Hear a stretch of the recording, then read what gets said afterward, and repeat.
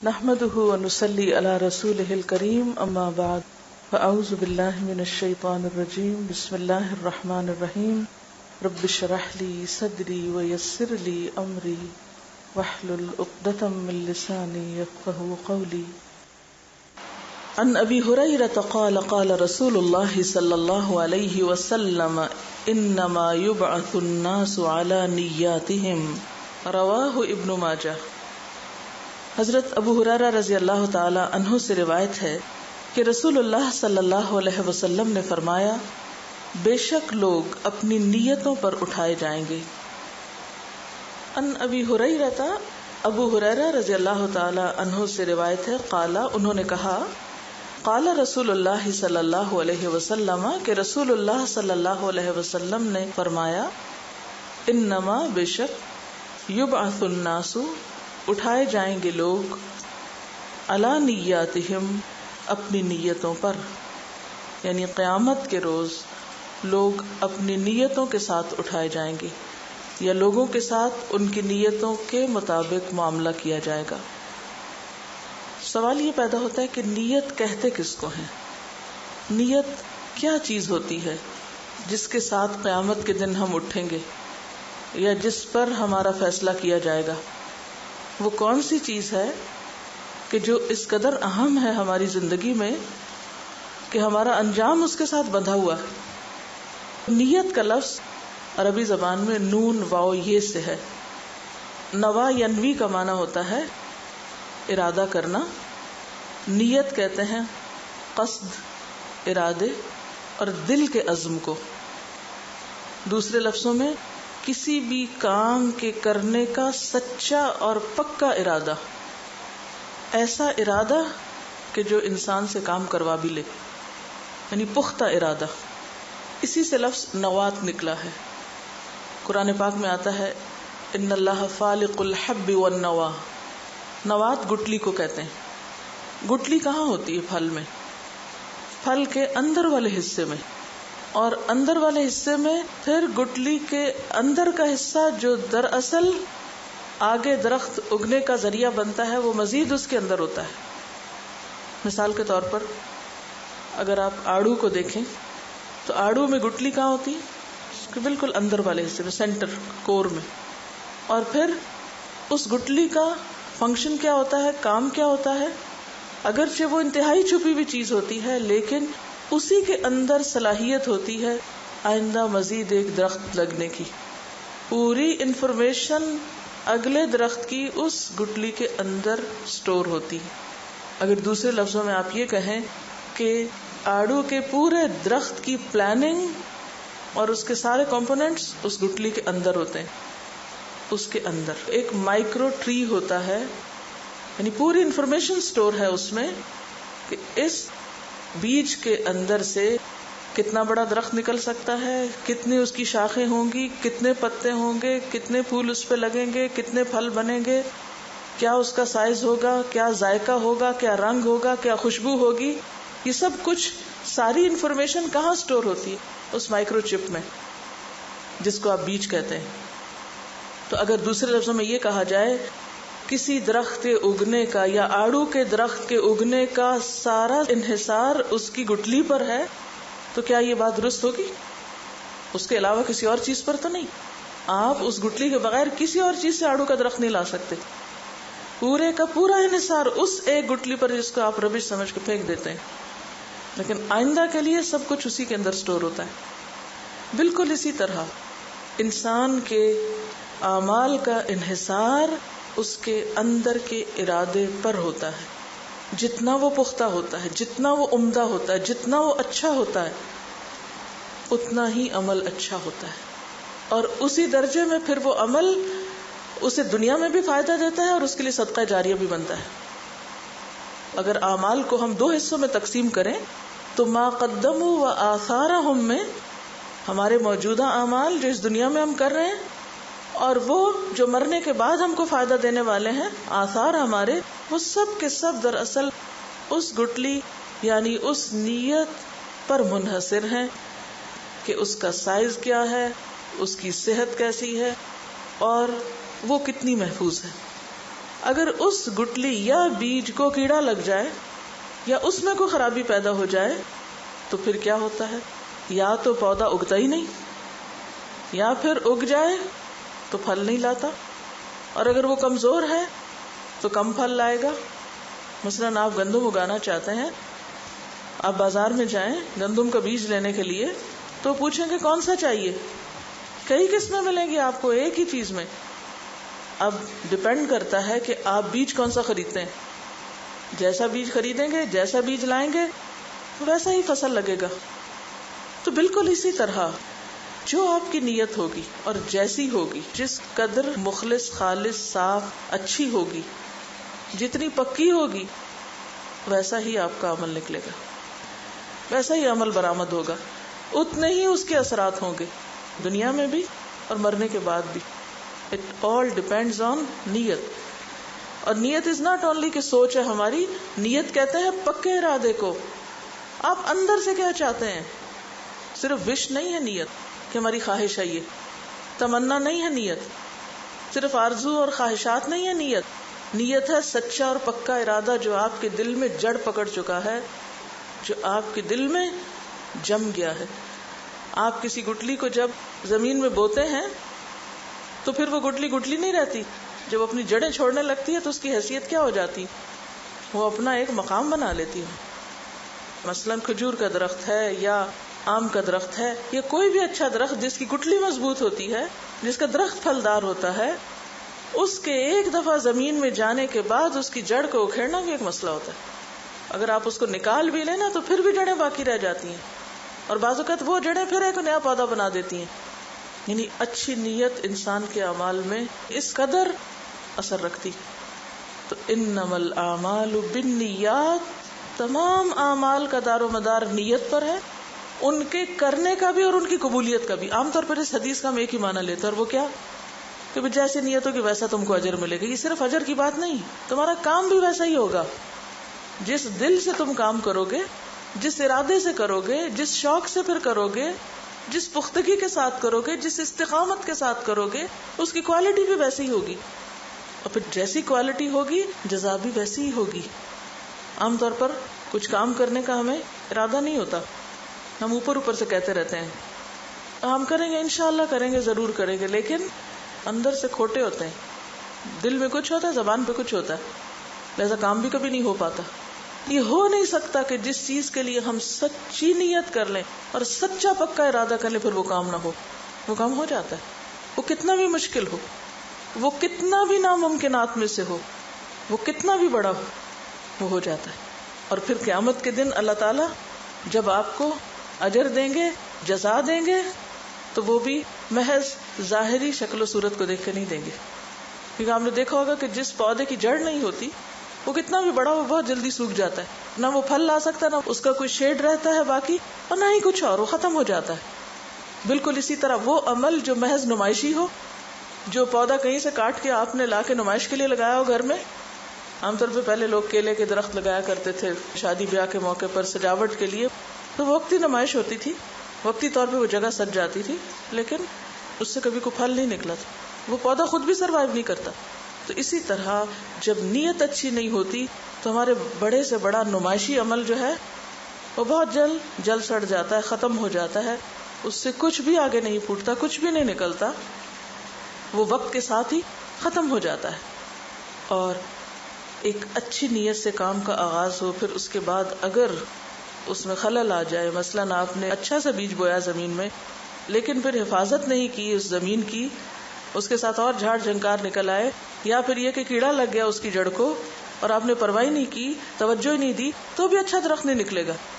تو یہ بھی کافی نہیں کہ ہم ایک دفعہ اچھی نیت کر لیں، اچھا ارادہ کر لیں اور اس کے بعد غافل ہو جائیں اس سے، نہیں، پھر آپ کو اس کے ساتھ ساتھ دیکھنا پڑے گا، کیئر کرنی پڑے گی کہ کہیں ایسے تو نہیں کہ نیت بدل گئی۔ جنگ احد میں آپ دیکھیں کہ مسلمان کتنے جذبے اور کتنے جوش کے ساتھ گھر سے نکلے تھے۔ آپ صلی اللہ علیہ وسلم کا ارادہ تھا کہ مدینہ میں رہ کے جنگ لڑی جائے، لیکن کچھ لوگ اتنا شہادت کا شوق رکھتے تھے اور اتنا زیادہ جذبہ رکھتے تھے کہ نہیں، ہم باہر نکل کے جنگ کرتے ہیں۔ اور وہاں جا کر جب دیکھا کہ کامیابی ہونے لگی ہے اور مال غنیمت ہاتھ آ رہا ہے تو کیا ہوا، تھوڑی سی نیت بدل گئی، تھوڑا سا شوق بدل گیا۔ اب کیا تھا، وہ نکلے تھے جہاد کرنے، اور وہاں جا کے دنیا نظر آئی تو نیت بدلی اور فتح ناکامی میں بدل گئی. جنگ احد میں ناکامی کے اوپر اللہ تعالیٰ تبصرہ کرتے ہوئے فرماتے ہیں وَلَقَدْ صَدَقَكُمُ اللَّهُ وَعْدَهُ، اللہ نے تم سے اپنا وعدہ سچا کیا تھا. اِذْ تَحُسُّونَهُمْ بِإِذْنِهِ، جب ان کو تم تہس نہس کر رہے تھے اللہ کے اذن سے، نہیں دشمنوں کو ختم کر رہے تھے. حَتَّى إِذَا فَشِلْتُمْ، یہاں تک کہ تم پھسلے. وَتَنَازَعْتُمْ فِي الْأَمْرِ، ایک معاملے میں جھگڑنے لگے کہ اب بھی یہاں کھڑے ہوں یا مال غنیمت سمیٹنے چلے جائیں. وَعَصَيْتُمْ، اور تم نے نافرمانی کر لی. مِن بَعْدِ مَا أَرَاكُمْ مَا تُحِبُّونَ، اس کے بعد کہ تمہیں وہ چیز دکھائی گئی جس سے تم محبت رکھتے ہو. کیا تھی وہ چیز؟ مال غنیمت، دنیا کا مال. تو یہ تو ظاہری علامتیں تھیں جو نقصان کا سبب بنی، لیکن اس کے پیچھے اصل وجہ کیا تھی؟ دنیا کی محبت. پھر اللہ تعالیٰ فرماتے ہیں مِنْكُمْ مَن يُرِيدُ الدُّنْيَا، مِنْكُمْ، تم ہی میں سے بعض ایسے ہیں، مَن يُرِيدُ الدُّنْيَا، جو دنیا کمانے آئے تھے. تو جب تک اس روٹ کاز کی اصلاح نہیں ہوگی اس وقت تک اوپر کی علامات کو محض ٹریٹ کرنا کہ جھگڑا نہیں کرو، نافرمانی نہیں کرو، صرف اس پہ باز کرتے رہنا یہ کافی نہیں ہوگا. اس کی اصل تک جانا بے حد ضروری. تو وہ چیز جو ہمارے دل کو پکڑے ہوئے، جب تک اس دل کو اس کے علاوہ کوئی اور چیز نہیں پکڑتی تو عمل نہیں بدل سکتا.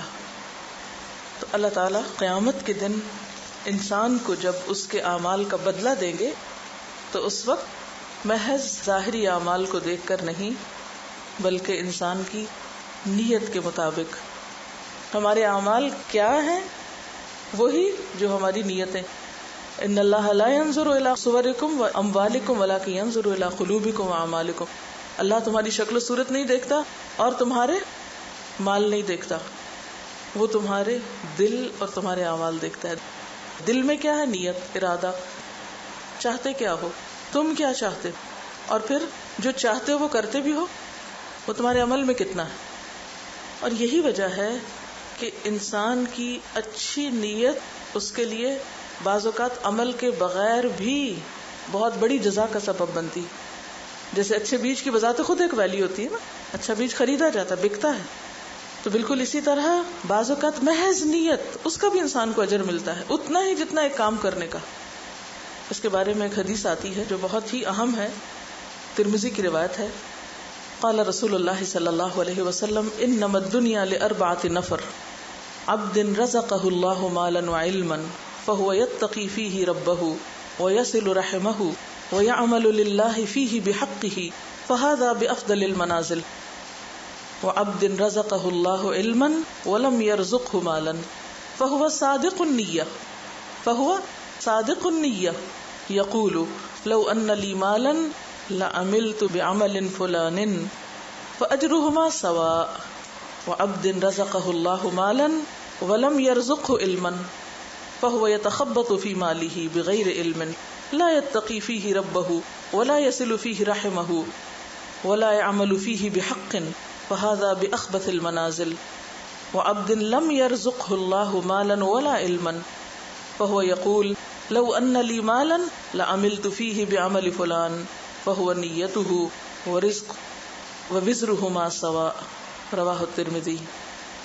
دنیا 4 قسم کے آدمیوں کے لیے، یعنی دنیا میں 4 طرح کے لوگ ہوتے ہیں. دنیا میں 4 طرح کے لوگ پائے جاتے ہیں. نمبر 1، وہ بندہ جس کو اللہ نے مال دیا ہے اور علم بھی دیا ہے.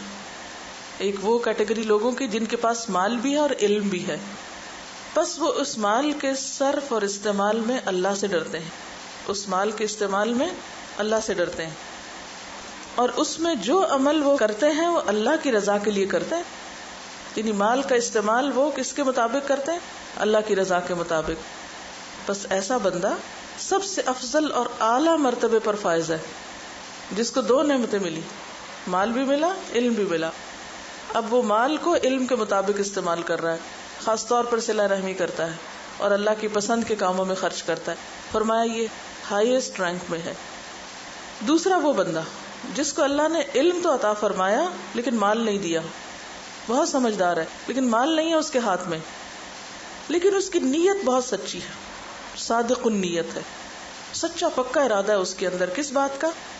وہ اپنے دل اور زبان سے کہتا ہے کہ اگر مجھے مال مل جائے تو میں بھی اس مال کو فلاں شخص کی طرح اچھے کاموں میں لگاؤں گا. یعنی پہلے شخص کو کاپی کرتا ہے جس کے پاس علم اور مال ہے. فرمایا فَأَجْرُهُمَا سَوَاءٌ، ان دونوں کا اجر برابر ہے. یعنی ایک وہ جس کو اللہ نے مال دیا اور وہ مال خرچ کر رہا ہے اچھی نیت کے ساتھ اچھی جگہ پر، اور دوسرے کے پاس مال ہے کوئی نہیں، وہ صرف اچھی نیت رکھتا ہے، لیکن اجر میں یہ دونوں برابر ہیں. اب دوسرا تو صرف نیت رکھے ہوئے ہے، کیا تو اس نے کچھ بھی نہیں، لیکن چونکہ اس کی نیت بہت سچی ہے، کھری ہے، خالص ہے، اللہ کو اس کے جذبے اور تڑپ کا پتہ ہے، لہٰذا صرف اس کے جذبے کی وجہ سے اللہ تعالیٰ اس کو اجر میں پہلے شخص کے برابر لا کھڑا کریں گے.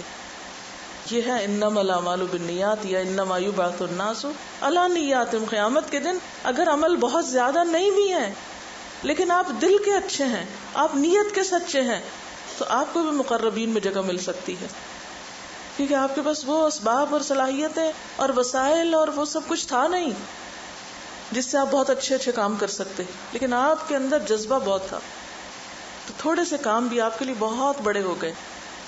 پھر ایک وہ شخص ہے جس کو اللہ نے مال تو دیا ہے مگر علم نہیں دیا. مال ہے، علم کوئی نہیں، کچھ پتہ نہیں کہاں خرچ کرنا چاہیے کہاں نہیں، بس وہ نادانی کے ساتھ خدا سے بے خوف ہو کر مال کو اندھا دھند غلط راہوں پہ خرچ کرتا ہے اور اس کے ذریعے صلہ رحمی نہیں کرتا، اور جہاں خرچ کرنا چاہیے وہاں نہیں کرتا. یہ لوگ سب سے برے مقام پر ہیں، یعنی اللہ کے نزدیک بدترین ہے کہ جن کو اللہ نے اتنا کچھ دیا لیکن وہ اس کو ضائع کر رہے ہیں. ایسا مالدار انسان اللہ کے ناپسندیدہ بندوں میں سے ہے.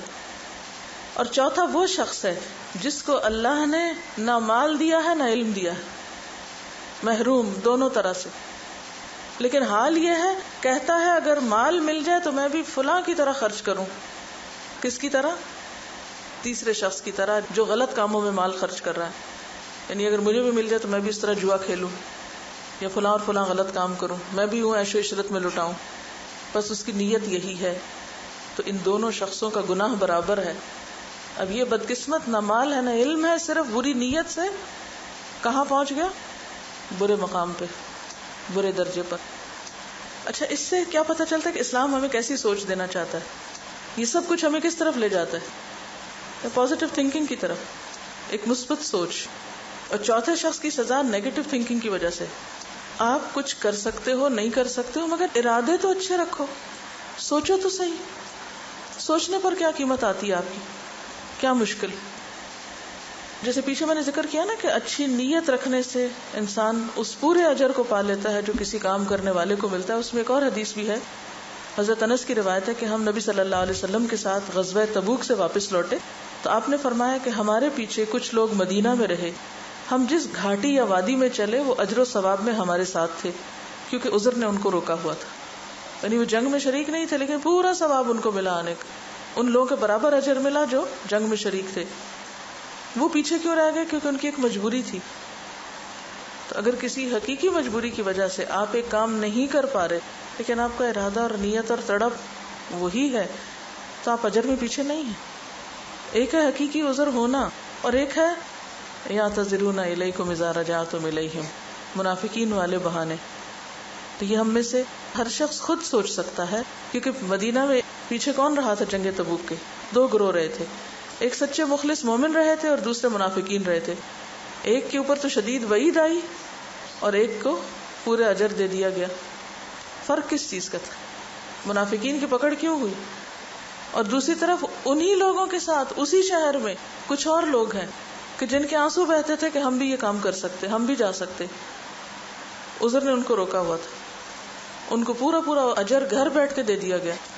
بظاہر شکل کے اعتبار سے دونوں ایک ہی طرح کا کام کر رہے ہیں نا، بظاہر عمل تو ایک جیسا ہے، منافقین کا عمل بھی وہی ہے جو مخلص مسلمانوں کا ہے، لیکن دل کی کیفیت دونوں کی فرق ہے. تو پھر ہمیں بھی جائزہ کس چیز کا لینا ہے کہ ہمارے اندر کی کیفیت کیا ہے، اس کی فکر کرنی چاہیے.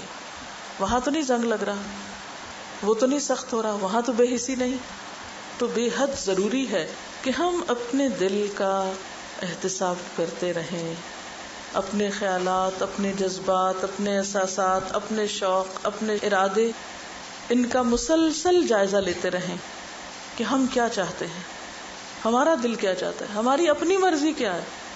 حالات تو اللہ کے ہاتھ میں نا، ہر ایک کو ہر چیز تو نہیں مل سکتی، یہ دنیا کا نظام ہی ایسا ہے. کہ ہر ایک کی مرضی کے مطابق یہ دنیا نہیں بن سکتی. اب ہمیں دیکھنا یہ ہے کہ اگر اعمال کا دار و مدار نیت پر ہے یا نیت زیادہ امپورٹنٹ چیز ہے تو پھر نیت کا اچھا ہونا کیا معنی رکھتا ہے؟ کس کو اچھی نیت کہیں گے, کس کو خراب نیت کہیں گے, یا نیت پھر کیا چیز ہے؟ تو بات یہ ہے کہ نیت اس خیال کا نام ہے جو ہمارے دل میں اتر جاتا ہے اور پھر اندر جا کے جڑ پکڑ لیتا ہے اور ایک گرہ لگا لیتا ہے. پھر وہ چیز ہمارے شوق بن جاتی, پھر وہ چیز ہمارا خیال بن جاتی, پھر ہماری گفتگو کا حصہ بن جاتی, اور پھر کسی وقت عمل میں بھی ڈھل جاتی. اور اگر عمل تک پہنچنے کا وقت نہ بھی آئے تو ایٹ لیسٹ وہ ہمارے خوابوں کا حصہ, وہ ہماری گفتگو کا حصہ ضرور رہتی. یعنی مجھے لگتا ہے کہ نیت ایک طرح سے دل میں اترا ہوا وہ الہام اور وہ خیال اور وہ سوچ ہوتی ہے کہ جو ہمارے دل کو جا کے پکڑ لیتی ہے. یعنی اصل میں نیت ہے کیا؟ دل کی کیفیت کا نام ہے نا. اس نے جا کے پکڑ لیا اندر سے. اب جو چیز دل کو پکڑ لے اس کا پھر حال کیا ہوتا ہے؟ پھر کیا ہوتا ہے اس کے ساتھ؟ جو چیز آپ کے دل کو لگ جائے پھر آپ لازماً اس چیز کے حصول کے لیے خاتمہ مارنے لگتے ہیں. اسی طرح اچھی نیت سے مراد نمبر 1 اچھے کاموں کا پختہ ارادہ, پکا ارادہ, سچا ارادہ. یعنی اچھی نیت کی پہچان صادق النیت ہونا, نیت میں سچا ہونا. کیونکہ بعض اوقات وہ ہمارے دل میں ہوتا نہیں جو ہم زبان سے کہہ رہے ہوتے ہیں. ہم غلط کام کر کے کہتے نہیں ہماری نیت بہت اچھی تھی, ایک اور جھوٹ بولتے ہیں. کیونکہ اگر نیت اچھی ہوتی تو کام کیسے اچھا نہ ہوتا؟ یعنی یہ کیسے ہو سکتا ہے کہ بیج اچھا اور درخت اچھا نہ نکلے؟ یہ ہو سکتا؟ محال ہے. تو اچھی نیت سے مراد نمبر 1 سچی نیت ہے, نمبر 2 اللہ کے لیے کام کرنے کی نیت ہے. کسی بھی تعریف سے, شہرت سے بے نیاز ہو کر لوگوں کی خوشنودی کے لیے نہیں, کوئی بھی اچھا کام اللہ کی رضا کے لیے کرنا, اس کا صلہ اور جزا اللہ سے چاہنا. جیسا کہ قرآن پاک میں تقاضا کیا گیا آپ سے, وَمَا أُمِرُوا إِلَّا لِيَعْبُدُوا اللَّهَ مُخْلِصِينَ لَهُ الدِّينَ, اور انہیں حکم نہیں دیا گیا تھا مگر اس بات کا کہ وہ اللہ کی عبادت کریں. کس طرح؟ اپنے دین کو اسی کے لیے خالص کرتے ہوئے. تو گویا تمام عبادات جس میں نماز, روزہ, حج, زکوٰۃ, عمرہ, قربانی, صدقہ, خیرات سب کچھ آتا ہے, ان سب کے پیچھے کچھ بھی جب ہم کرنے لگے, نماز کے 2 نفل کے لیے بھی کھڑے ہوں تو اس میں ریاکاری, دکھاوا نہ ہو, اللہ ہی کی خوشنودی مد نظر ہو, چاہے فرض کی ادائیگی ہو چاہے نفل کی ادائیگی ہو. اسی طرح چاہے روزہ رکھنے کی بات ہو یا حج عمرے کی بات ہو یا کچھ بھی ہو, اس میں کہیں دل کے کسی بھی گوشے میں یہ چیز چھپی نہ ہو کہ اس سے لوگوں پر میری نیکی کا ایک روب جمے, یا میں لوگوں کی نظر میں اچھی بن جاؤں, یا یہ کہ میری نیکی کا ایسا روب پڑے کہ اس کے نتیجے میں میرا کاروبار بہت اچھا ہو جائے, کہ لوگ کہیں کہ حاجی صاحب ہیں اس لیے اگر بزنس ڈیل کرنی ہے تو انہی سے کی جائے. نہیں, حج اللہ کی رضا کے لیے. پھر اسی طرح صدقہ خیرات ہو تو احسان جتانا نہ ہو, کسی کو دے کر اذیت دینا نہ ہو. لا تبطلوا صدقاتکم بالمن والاذى كالذي ينفق ماله رئاء الناس ولا يؤمن بالله واليوم الاخر. کہ اے لوگوں جو ایمان لائے ہو, اپنے صدقات کو ضائع مت کرو اس شخص کی طرح جو محض دکھاوے کے لیے مال خرچ کرتا ہے. یعنی احسان جتا کے اذیت دے کے خرچ نہ کرو اس شخص کی طرح جو دکھاوے کے لیے مال خرچ کرتا ہے اور اللہ اور یوم آخرت پر بالکل ایمان نہیں رکھتا. تو اس کا عمل کیا ہے؟ بس ظاہری وقتی عمل ہے, اس میں کوئی پائیداری نہیں, وہ پتھر پہ پڑی ہوئی مٹی کی طرح ہے. فَمَثَلُهُ كَمَثَلِ صَفْوَانٍ عَلَيْهِ تُرَابٌ فَأَصَابَهُ وَابِلٌ فَتَرَكَهُ صَلْدًا لَا يَقْدِرُونَ عَلَى شَيْءٍ مِّمَّا كَسَبُوا. ان کو اپنی کمائی کا کچھ بھی حصہ نہیں ملے گا, کچھ صلہ نہیں ملے گا. پھر اسی طرح اللہ کے رسول صلی اللہ علیہ وسلم کو باقاعدہ تاکید سے کہا گیا, قل انی امرت ان اعبد اللہ مخلصا لہ الدین. مجھے حکم دیا گیا ہے کہ میں اللہ کی عبادت اپنے دین کو خالص اسی کے لیے کرتے ہوئے کروں. یعنی جو دین کا معاملہ ہے وہ خاص بندے اور رب کا معاملہ ہے, اس میں کوئی دوسرا شامل ہی نہ ہو. قل ان صلاتی ونسکی ومحیای ومماتی للہ رب العالمین لا شریک لہ وبذلک امرت وانا اول المسلمین. کہ نیکی کے کاموں میں پیچھے نہ رہے انسان, اور جو کرے اس میں پھر اللہ ہی کی رضا مقصود ہو. اور جب ایک انسان ایسا ارادہ کر لیتا ہے تو صرف اس کا ارادہ ہی اس کے لیے ایک نیکی بن جاتا ہے. من ہم بحسنۃ ولم يعملها کتبت لہ حسنہ، جس نے کسی نیک کام کا ارادہ کیا لیکن کر نہیں سکا، اس کے لیے بھی نیکی لکھ لی گئی. تو یہ انعام کس کے لیے؟ جو صرف سوچ پر ہے، جس کا ارادہ سچا ہو. اسی طرح اگر بری نیت ہوگی تو اس پر سزا بھی ہے. یہ نہیں کہ صرف اچھی نیت کی جزا ہے، بری نیت کی سزا بھی ہے. مثلا مسلم کی ایک حدیث میں آتا ہے کہ جب دو مسلمان ایک دوسرے کو قتل کرنے کے لیے لڑے تو قاتل اور مقتول دونوں جہنمی ہوں گے. آپ سے پوچھا گیا کہ قاتل تو قتل کرنے کی وجہ سے جہنم میں جائے گا، مقتول کس لیے جائے گا؟ اس کا کیا قصور؟ وہ تو قتل ہو گیا. آپ نے فرمایا وہ بھی تو دوسرے کے قتل کے درپے تھا، وہ بھی تو اسی ارادے سے باہر آیا تھا. ایک کا ارادہ پورا ہو گیا، دوسرے کا پورا نہیں ہوا. اس نے قتل نہیں بھی کیا تو بھی اس کی سزا وہی ہے جو قاتل کی ہے، کیونکہ اس کی نیت بھی وہی تھی جو قاتل کی نیت تھی. اب دو بیک وقت ایک دوسرے کو قتل نہیں کر سکتے تھے، ایک کر گیا دوسرا نہ کر سکا، تو ایک کو سزا تو قتل کی اور دوسرے کو سزا کس چیز کی؟ محض نیت کی، محض اس کے ارادے کی. اسی طرح مہر مقرر کرنے والے کے بارے میں آپ نے فرمایا کہ جو مہر مقرر کر کے نکاح کرتا ہے اور اس کی ادائیگی کا ارادہ ہی نہیں رکھتا، وہ زانی ہے. یعنی اس نے مہر مقرر کر لیا بہت بڑا، لیکن نیت میں کیا تھا؟ دینا دلانا کس نے؟ یہ تو صرف دکھاوے کے لیے، نمائش کے لیے ہے، یہ لوگوں پہ ایک روب جمانے کے لیے کہ ہم اتنا دے سکتے ہیں، لیکن ارادہ اور نیت نہیں تھی. تو آپ نے فرمایا کہ وہ زانی ہے. اور اسی طرح جو قرض لیتا ہے اور ادا نہیں کرنا چاہتا وہ چور ہے. مسند احمد کی روایت ہے. یعنی کسی سے قرضہ لے لیا، کیا کہہ کے اتنے دن میں واپس کر دوں گا، لیکن یہ صرف اس کی زبان کی بات ہے، اس کے دل میں یہ بات کوئی نہیں ہے، اس کا ارادہ ہی نہیں ہے واپس کرنے کا. اور آج کل تو آپ دیکھیں کہ کتنے لوگ ہیں جو قرض لے کے واپس کرنے کی کبھی سوچیں. وہ ادا کیوں نہیں کر پاتے؟ ایسا نہیں کہ صرف مجبوری کی وجہ سے، وہ اس لیے ادا نہیں کر پاتے کہ ان کی نیت ہی نہیں ہوتی ادا کرنے کی. کیونکہ جن کی نیت ہوتی ہے وہ کسی نہ کسی طرح اس کو پورا کر لیتے ہیں. لیکن ایک بات یہاں یاد رکھیے کہ اچھی نیت سے برا کام نیکی نہیں بنتا. ٹھیک ہے؟ مثلاً آپ جھوٹ بولیں اس نیت سے کہ میں کسی کو ہنسا دوں، میں کسی کا دل خوش کرنا چاہتی ہوں اس لیے جھوٹ بول رہی ہوں. میرا ارادہ اور میری نیت کیا بڑی اچھی نیت ہے میری، میں دوسروں کا دل خوش کرتی ہوں اس لیے جھوٹ بولتی ہوں. تو اس سے آپ کا برا عمل نیکی نہیں بنے گا. اسی طرح اگر کوئی یہ کہے کہ میرے دل میں حیا ہے لیکن مجھے پردے کی ضرورت نہیں ہے، تو صرف دل میں حیا رکھنے سے پردے کا حکم پورا نہیں ہوگا. ٹھیک ہے؟ تو اچھی نیت کے ساتھ اچھا کام بھی ضروری ہے، اور برے کام کے لیے اچھی نیت اس کو اچھا کام نہیں بناتی. ٹھیک ہے؟ جیسے وہ رابن ہوڈ کی کہانی پڑھی ہوگی کہ اس لیے چوری کرتا تھا کہ غریبوں کی مدد کرے. ہمارے دین میں اس کی کوئی گنجائش نہیں ہے کہ ہم چوری کر کے کسی کی مدد کریں یا غلط کام کر کے پیسے کما کے فنڈ ریزنگ کر کے مسجد تعمیر کریں یا کوئی اسلامک سینٹر بنائیں. اس کی کوئی گنجائش نہیں ہے. تو خلاصہ کیا ہوا کہ اسلام میں ظاہریت سے بڑھ کر انسان کے اندر کی اہمیت ہے.